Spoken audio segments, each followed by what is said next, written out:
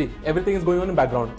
The news has recently surfaced because nuclear was highlighted, nuclear weapons was highlighted. But in the background, new arms race is going on. Okay? History always repeats itself. After World War I, what happened? There was uncertainty, there was confusion. Everyone was developing their weapons and no one was telling anyone each other about it.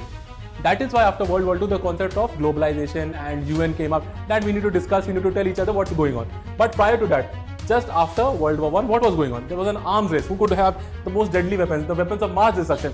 In the present context, after the same things are going on. Like in movies, you see it like everywhere. History always repeats itself. See, this is what is going on.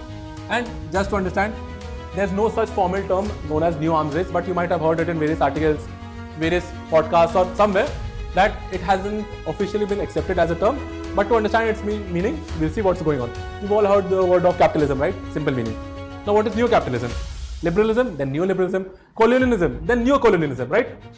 The original word is there, then neo is added. Neo in simple means what? When government supports you directly or indirectly, then the word neo is added.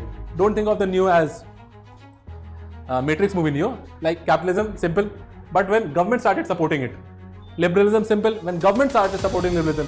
Even in the sense of colonialism. Earlier what? The British government itself was a colonial country, but now through its various other companies, Coca-Cola, you might have n number of examples.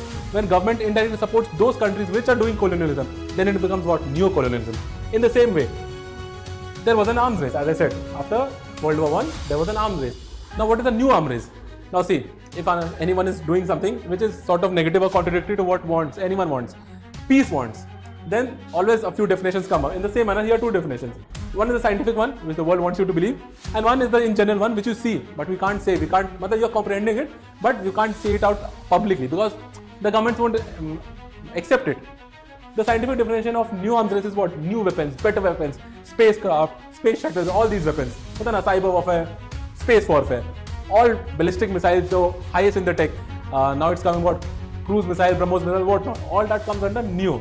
But the actual meaning, according to tradition, is when government increases up its role, when government steps in and is supporting arms race. What is happening in Russia-Ukraine war? Two governments are supplying weapons, right? That is the government role, na?